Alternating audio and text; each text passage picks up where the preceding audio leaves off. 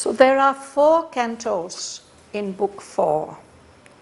This book is called the Book of Birth and Quest.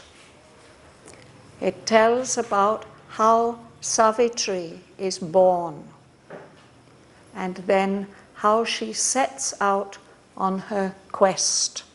Her father, when she's grown up, her father sends her out to travel around and find the one who will be her husband.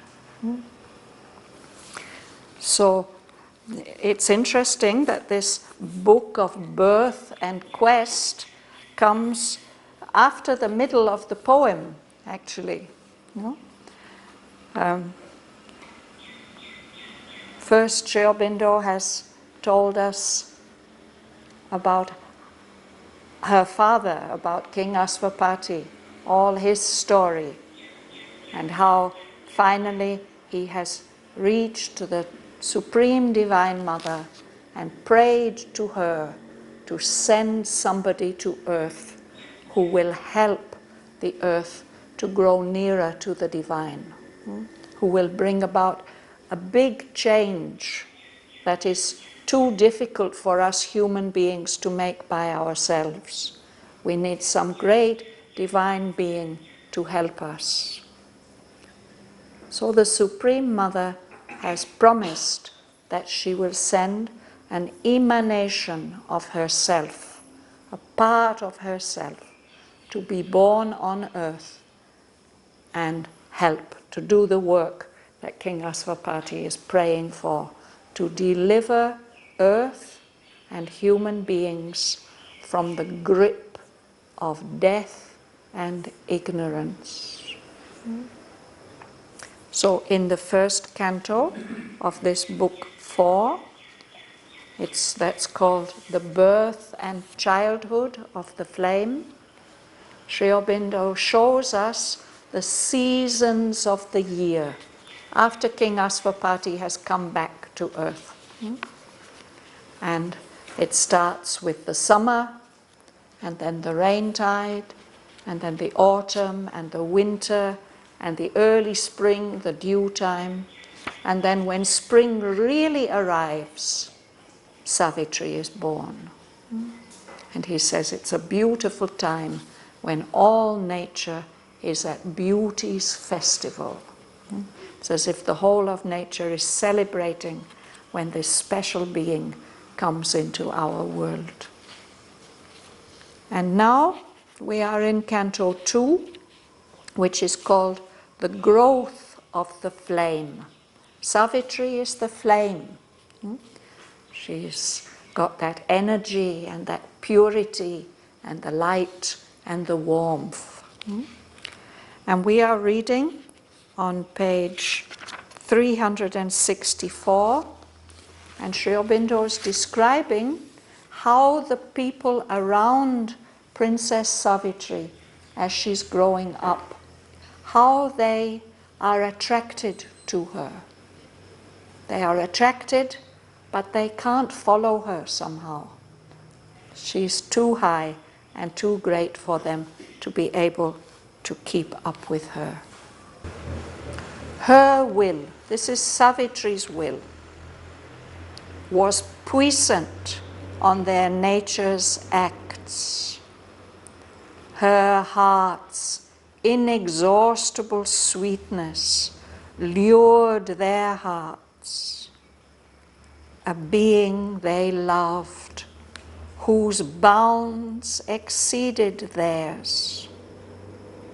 Her measure they could not reach, but bore her touch, answering with the flowers' answer to the sun.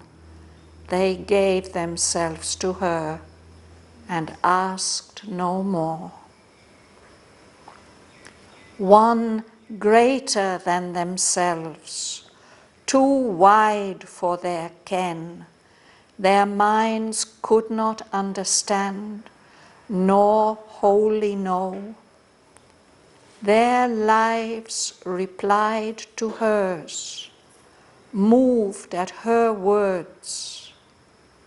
They felt a Godhead, and obeyed a call, answered to her lead, and did her work in the world. Their lives, their natures moved, compelled by hers, as if the truth of their own larger selves put on an aspect of divinity to exalt them to a pitch beyond their earths. They felt a larger future meet their walk. She held their hands. She chose for them their paths.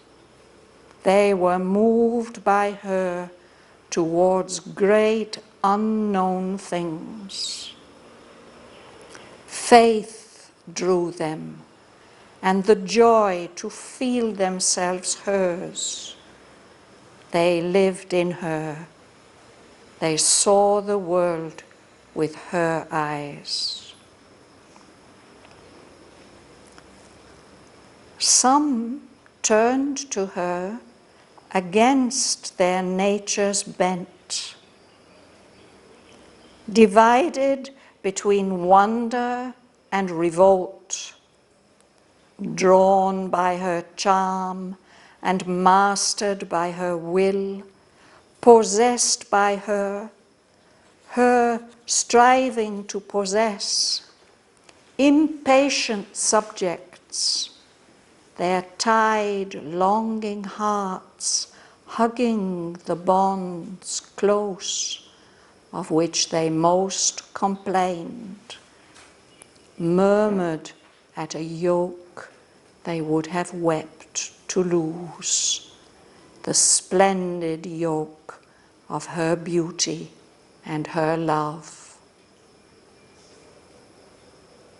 Others pursued her with life's blind desires, and claiming all of her as their lonely own, hastened to engross her sweetness meant for all.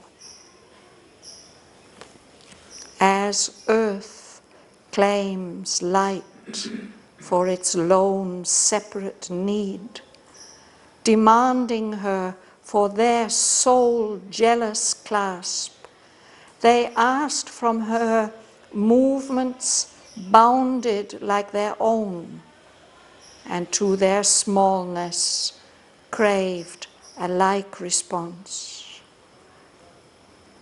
Or they repined that she surpassed their grip and hoped to bind her close with longing's cords.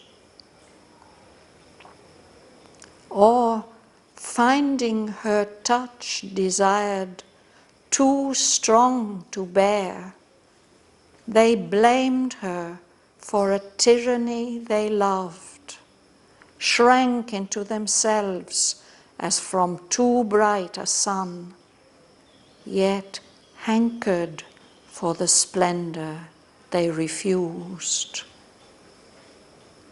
Angrily enamored of her sweet, passionate ray, the weakness of their earth could hardly bear. They longed, but cried out at the touch desired, inapt to meet divinity so close, intolerant of a force they could not house. Some, drawn unwillingly by her divine sway, endured it like a sweet but alien spell.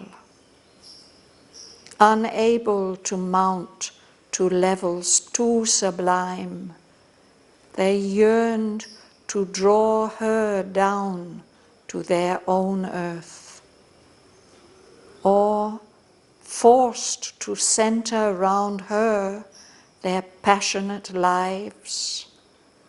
They hoped to bind to their hearts' human needs her glory and grace that had enslaved their souls. You will read, Dhanalakshmi? Yes. Her will was puissant under nature's tax. Her heart's inexhaustible sweetness flew to their hearts, a being they loved, whose bounds exceeded theirs. Her measure they could not reach, but bore her touch. Answering with the flowers answer to the sun, they gave themselves to her and asked no more. So this is about the people who could surrender to the mother. Her will, what she wanted, was puissant, was powerful on their actions. If they knew that mother wanted them to do something, immediately they would do it. Her heart's inexhaustible sweetness, that love, the mother's sweetness of the mother's love, lured, attracted their hearts. And they loved that being Savitri, whose bounds exceeded theirs. Means she was much greater and vaster. They were small beings, as we are all small beings. But she's so much greater. Her bounds, her limits are far beyond their limits. They couldn't reach her measure, but they bore her touch. They felt her touch. And they responded to her. It says that they answered to her touch the way that the flower responds to the sun. Most flowers love the sun. No? They know that all their food comes, all their life comes from the sun. So when the sun is there, they are happy, they respond. So these beings, these people who could surrender to her, they answered with the flower's answer to the sun. They gave themselves to her. They just offered themselves and asked no more. They didn't want anything for themselves. They were just happy to live in her light. They tried to do what she wanted them to do. They enjoyed her presence. These are the ones who could surrender.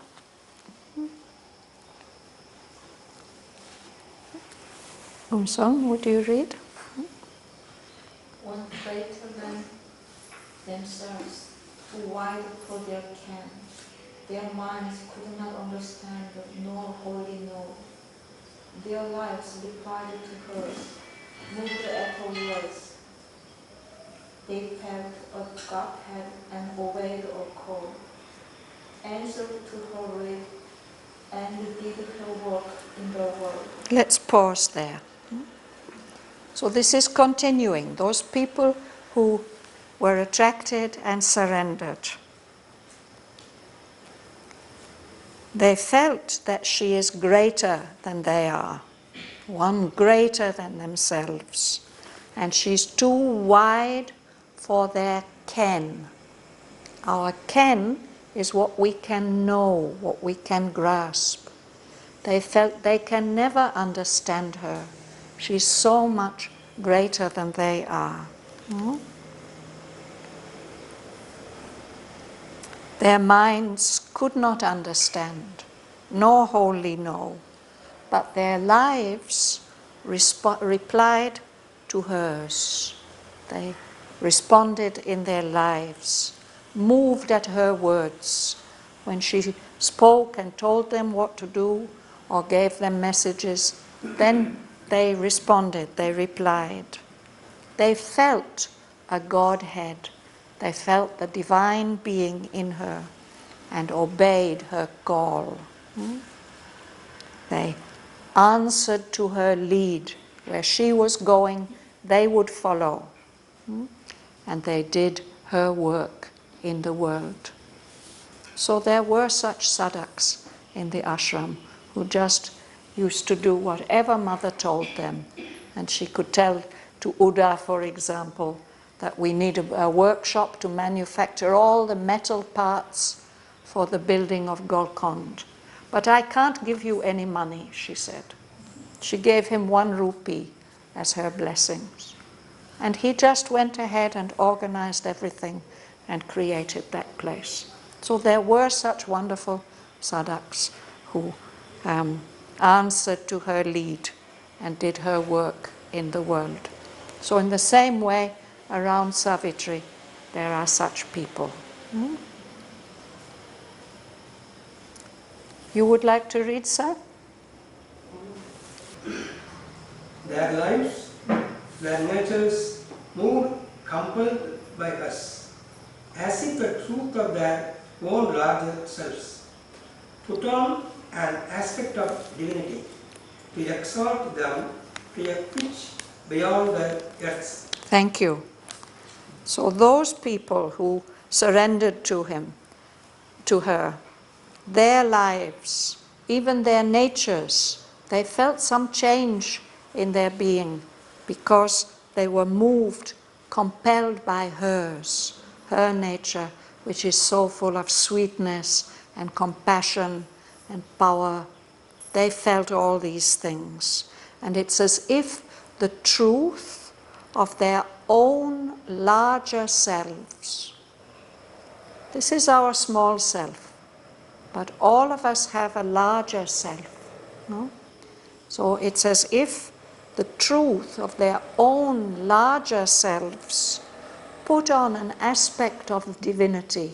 It begins to be divine in order to lift them up to a pitch beyond their earths. Anybody plays a musical instrument? Anybody plays veena or anything like that? No? Anybody here? You know that if somebody plays a musical instrument, you have to tune it. No?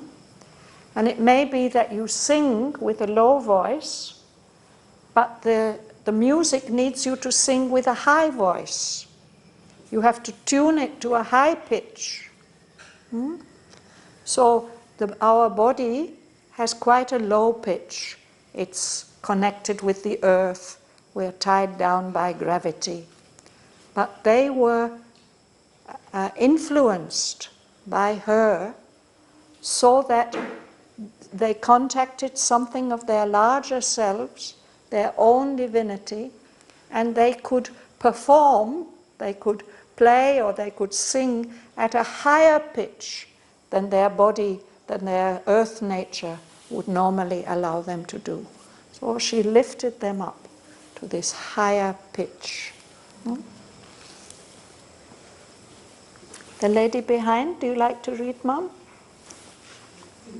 They felt a larger future meet the walk.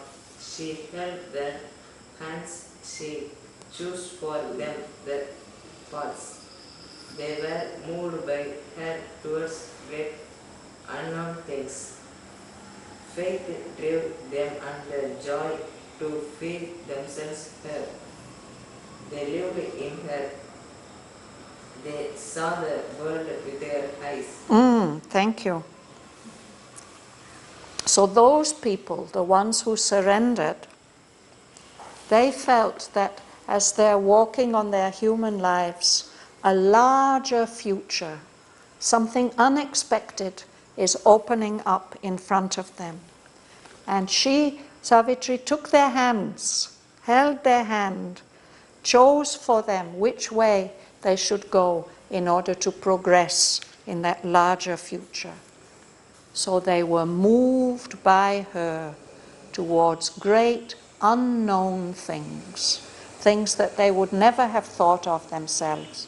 She showed them their possibilities to go towards a larger future. They were connected to her by faith. Faith drew them. and the joy to feel that they belong to her. No? The joy to feel themselves hers. So they were the blessed souls who could live in her and see the world with her eyes the way that she sees it. But not all the sadhaks were like that. Some were like that. Yes? So now Sri Aurobindo tells us about another kind of response. Joel, would you read? Some turned to her against their nature's bent, divided between wonder and revolt, drawn by her charm and mastered by her will, possessed by her striving to possess, impatient subjects, their tied longing hearts, hugging the bonds close of which they most complain, murmured at a yoke they would have wept to lose, the splendid yoke of her beauty and her love. We'll pause there. So these are some other people. They turned to her, they were attracted to her, but it was against the bent. It was against the natural formation of their nature. So it was difficult for them. They felt some division. The soul was responding, but the nature was resisting. So they are divided. The soul is wandering and loving, and the nature is revolting. It doesn't want to obey. They're drawn, they're attracted by her charm, and they are mastered by her will. If she wants them to do something, they have to do it. She's possessing them, she's taking hold of them, looking after them, but they want to possess her. They want to hold her and that she should do what they want. So they are subjects, she's their queen, she rules them, but they're impatient subjects, they complain. Their hearts are longing for her, tied to her, they cling to her, but at the same time they are complaining. They're complaining at this attraction that this power that she has over them. He says they were hugging those bonds. They wanted to have those ties to the mother, but at the same time they complained. And they murmured at a yoke they would have wept to lose. What is a yoke?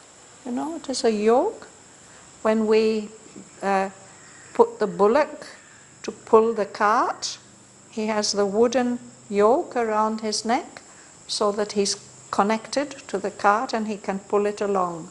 Or if he has to plow in the field, he'll have a yoke.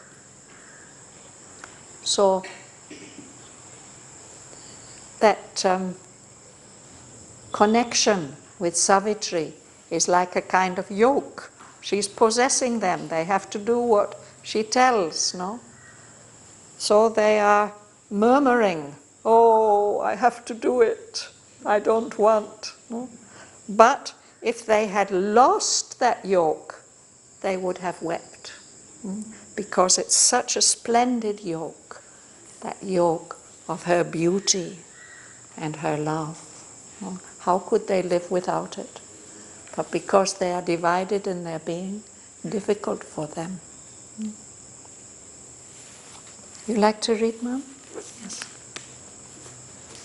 Others pursued her with life's blind desires, and climbing all of them as their lonely moon, hastened to engross her sweetnesses, mean for all. We'll pause at the full stop. So this is other ones. They are attracted, but they are attracted in the way you're attracted to another human being. They pursued her with life's blind desires. They want from her what they might want from another human being. And they wanted to have her all to themselves. There were some like that, claiming all of her as their lonely own. They wanted to have her all to themselves.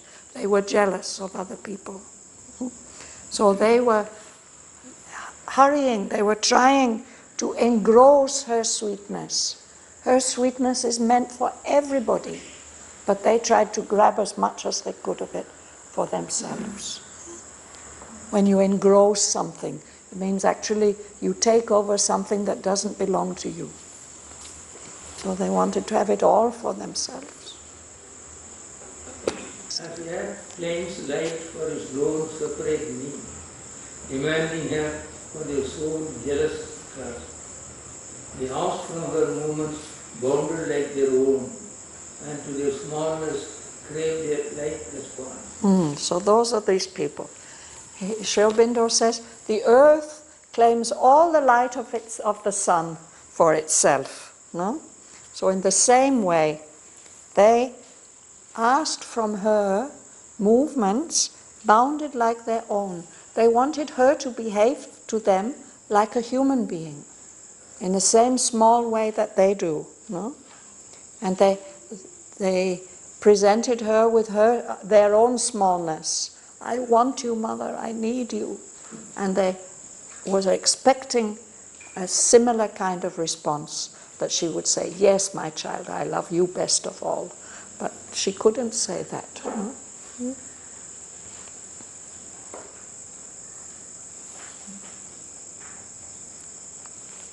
So now would you like to read? Yes?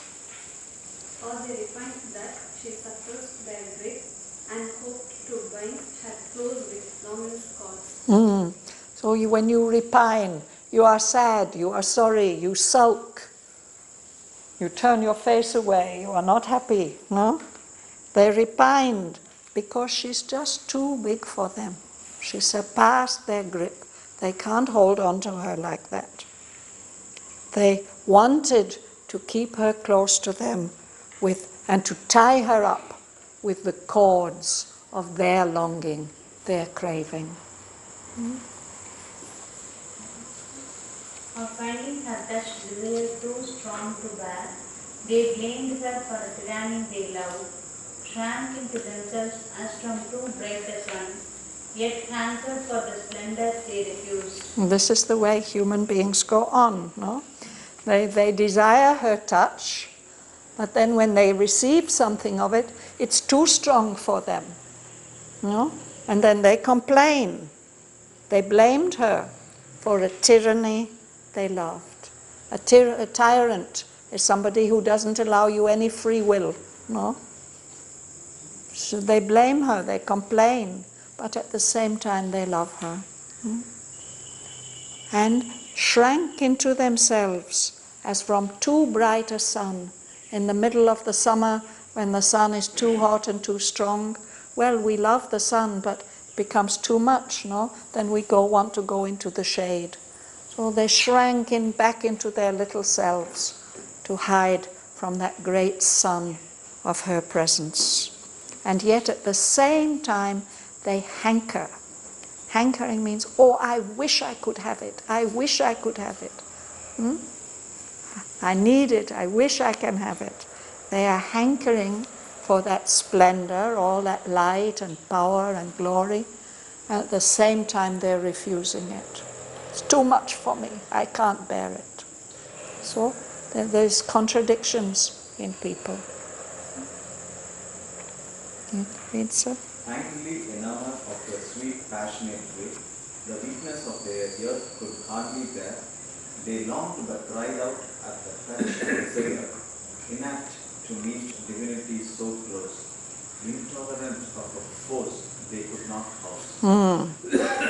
So they're enamored, they're in love with that sweet, passionate ray of light that Savitri is, but they're angrily enamored.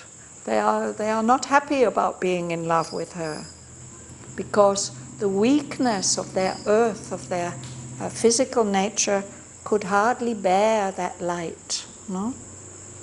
So they are longing for it, but they're crying out, they're complaining, oh, it's too much for me, at that touch, which at the same time they're desiring. It's because they are inapt. They are not fit yet. Their natures are not fit to meet divinity so close. At a distance, now it's easier for us, no? We can look at the pictures and we can receive her love and all that. We don't have to live under Mother's eye every day. Those people who were very close to her, it was not so easy. They had to be fit for that. Only a very few people, like Champaklalji, he could live with Mother and Sri Aurobindo every day. But not everybody could do that. So they are not fit to meet divinity so close. And they are intolerant. They can't bear that force, which they can't house, they can't assimilate it, they can't accept it into themselves. They couldn't become vessels of the Mother's power and love. Would you like to read? Some drawn unwillingly by her divine sway, endued it like a sweet but alien spell, unable to mount to levels too sublime, they yearn to draw her down to their own earth. So there are some who are attracted unwillingly to her divine sway. This means her rule. The king holds sway over his kingdom. So she's ruling as a divine being over them, no? So they are drawn, they're attracted by that, but they're attracted unwillingly. Something in them resists. And they are not able to rise up to the sublime levels, those divine levels where she's living. So they want to pull her down. They try to draw her down to the level of their own earth. Sri Aurobindo once complained about that to some of his disciples, that we come down as near as we can to you. We can't come any lower. You have to rise up to us. Suresh? First to center round the positive Lives were hoped to bind to the heart's human needs, the glory and grace that had enslaved the soul. So they can't help, they feel forced to make her the center of their lives, of all their passions and feelings. But they're trying, what they're hoping to do is to bind to their own human needs, what their own heart wants. They want to tie her glory and her grace, because her glory and grace has enslaved their souls. The souls are attracted, but the natures are having difficulty. No? But the souls have been enslaved. The Mother's power, her divinity, her beauty, her love has made their souls her slaves. They have to obey her.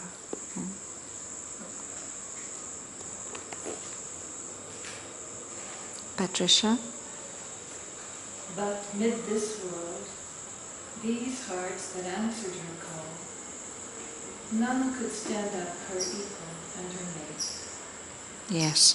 So in this world, in this material world, all these hearts that are answered her call, that are attracted to her, that move around her, none of them could stand up as her equal and her mate. None of them can be her partner and companion. Do you like to read? In vain thus stooped to equal them with her high traits, to pure that air was for small souls to breathe. To breathe. Yes, good. Yeah. In vain. So she stooped, she bent down to make them, to meet them on the same level. No? But just that air which is around was too pure for their small souls to breathe. They couldn't come up to her height. You want to read? No. You like to read, huh? Yes. Discovery serves to rise to her own wide way, the heart dissolve and fill with her own power, that the divine force might enter like a breath of Godhead, greater humankind. Good. Yes. So these people who are around her, they are like parts of herself, comrade selves. Your comrades are your friends, no? The people who are close to you. So these people who are around her, all the people who live in the palace, all the people that she meets, she wants to raise them up to her own wide breadth. She wants to make them as wide as she is. That's what her heart desires. She wants to fill them all with her own power so that a diviner force can enter human life, so that a breath of Godhead greaten human time, make human time something greater and nobler. That's why she's come to earth, to implant something of her divine nature here so that it can grow here like a plant of earth. That's what her heart desires. Nargis? Although she leaned down to their littleness, covering their lives with her strong, passionate hands, and knew by sympathy their needs and wants, and dived in the shallow wave depths of their lives, and met and shared their heartbeats of grief and joy, and bent to heal their sorrow and their pride, lavishing the might that was hers on her lone peak, to lift to their aspirations star. And though she drew their souls into her vast, and surrounded with the silence of her deeps, and held at the great mother holy her own, only her earthly surface bore their charge, and mixed to its fire with their mortality. One more line. Greater self-lived soul unclaimed within. Yes. So that's a long sentence, isn't it? Let's look at it line by line. She, Savitri, leaned down to the littleness of all those people around her, and she covered their lives with her strong hands. She's looking after them. She's protecting them. And by sympathy, she can feel what they need and what they want. And even, he says, she dived. It's like she swims in the shallow wave depths of their lives. Their lives like a sea or a pool. And she goes. For her, it's very shallow, the paddling pool. She can go in at the 15 meters depth. But she goes with them in the shallow wave depths of their lives. She can enter into what they want and they need. She meets and shares their heartbeats, what's making their hearts beat with grief, they are unhappy about certain things, and joy. And she bent down to heal their sorrow when they're unhappy. She wants to soothe away that unhappiness. And their pride. Our pride makes us unhappy. No? I think, oh, I'm a very important person and nobody realizes how important I am. But she tried to soothe them, no, their pride. She lavishes, she gives generously that power which belongs to her on her lone peak, that high mountaintop of consciousness where her being really lives. She pours out generously all her power to try and lift up to her level the cry, their cry of aspiration.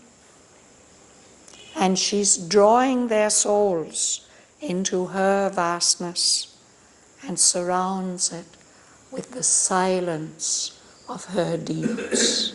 She can give peace, she can give calm.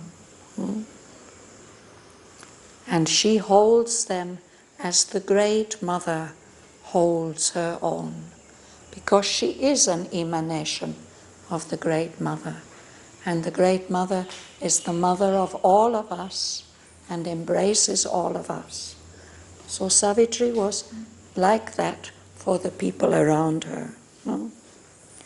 She's doing all that for them. Only her surface, the earthly surface, this human part of her, is taking care of these people, mixing its fire with their mortality. They are ordinary human beings. She puts some of her fire into them.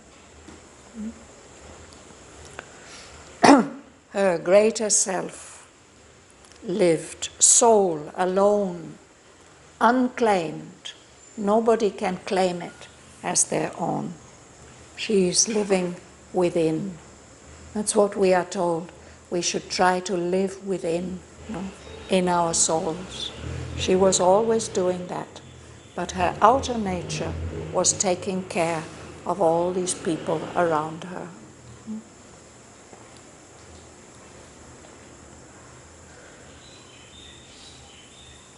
We'll read a little more. Anybody on the back line would like to read? After her in dumb nature's strength and pain, their nearness she could tell Serenely. Yeah. The force in her raw yet subhuman laws, and to her spirit's large and free delight, she joined the ardent, Hued. magnificent limbs of animal and bird and flower and tree. So more often she got a response in nature. Human beings are so limited. Oftener in the stir, the movement, and the peace of dumb nature, the nature that doesn't speak, no? She could feel a nearness to herself. She could feel a oneness, because in nature, in dumb nature, there's something serene and peaceful. Serene, it's such a lovely word. And that force, that divine force in her, attracts Earth's subhuman broods, all the beings who are not human. We think they are inferior to us, but they are the animals, the birds, the flowers, and the trees. She could join their ardent-hued, magnificent lives. They have such wonderful colors, no? And there's something glorious about the lives of the animals and the birds and the flowers and the trees. She joins all that to the large, free delight of her own spirit. And those beings, they responded to her with the simple heart. No? So the flowers, the animals, the birds, the trees, they communicated, we know, with our mother. What a wonderful contact she had with them. It's the same with Savitri.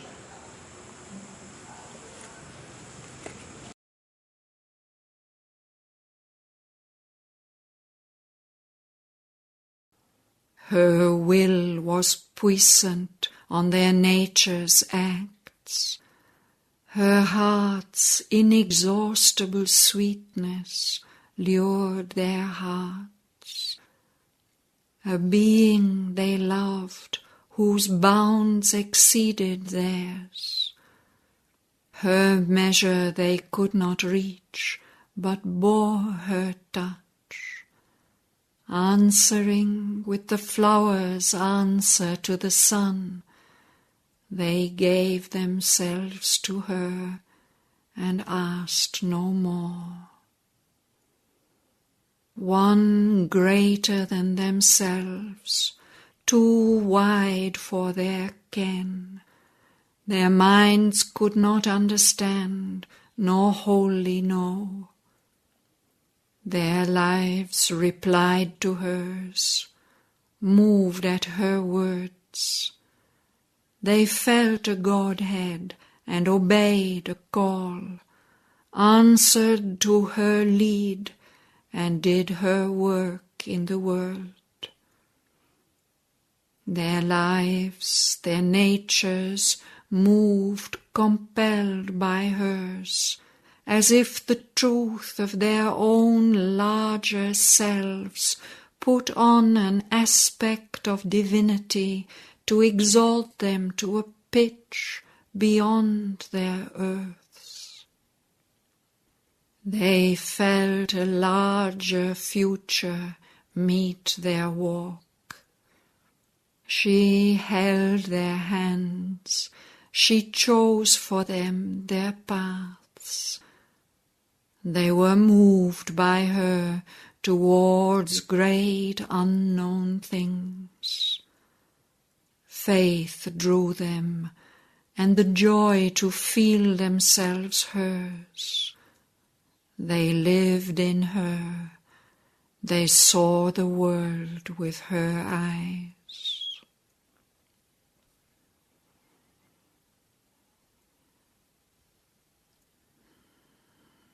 Some turned to her against their nature's bent, divided between wonder and revolt, drawn by her charm and mastered by her will, possessed by her, her striving to possess, impatient subjects, their tied, longing hearts, hugging the bonds close of which they most complained, murmured at a yoke they would have wept to lose, the splendid yoke of her beauty and her love.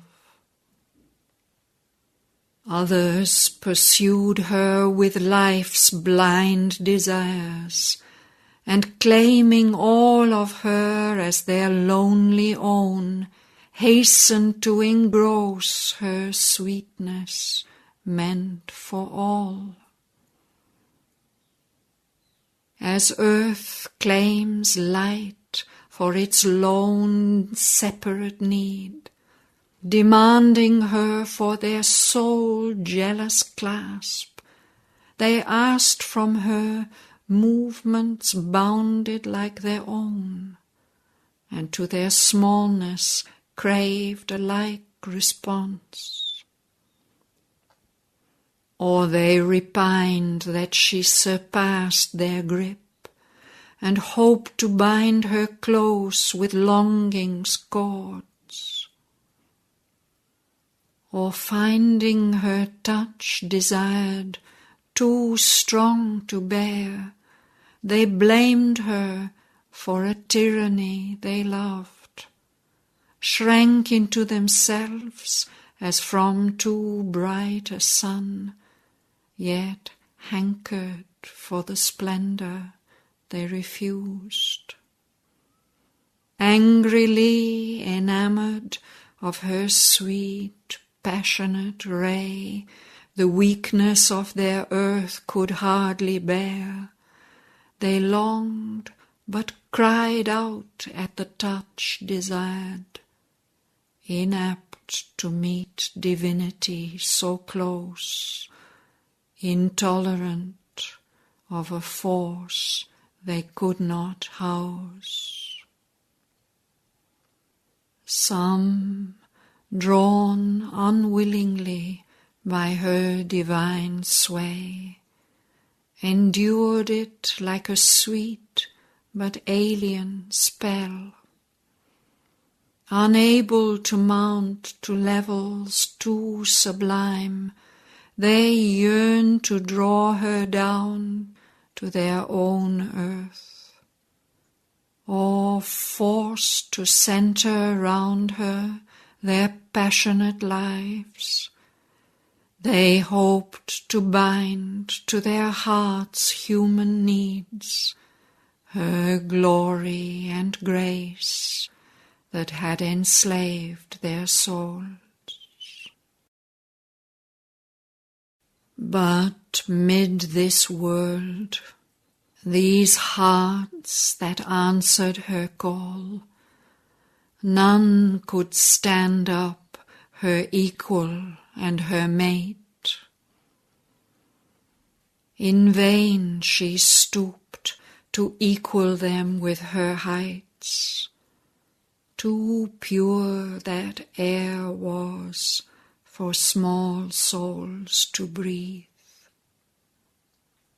These comrade selves, to raise to her own wide breadths her heart desired, and fill with her own power, that a diviner force might enter life, a breath of Godhead greaten human time.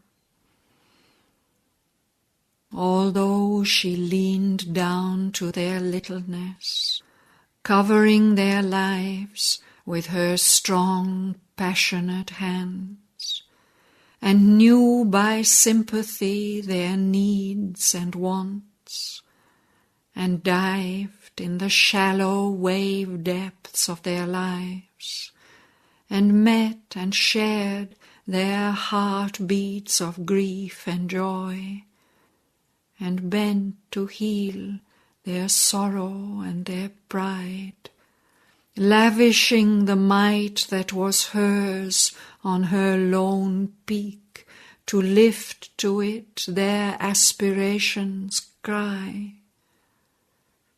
And though she drew their souls into her vast, and surrounded with the silence of her deeps, and held as the great mother holds her own, only her earthly surface bore their charge, and mixed its fire with their mortality. Her greater self lived soul unclaimed within.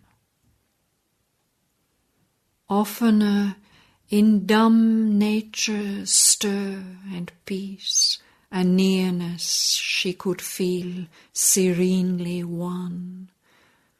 The force in her drew earth's subhuman broods, and to her spirit's large and free delight she joined the ardent-hued, magnificent lives of animal and bird and flower and tree. They answered to her with the simple heart,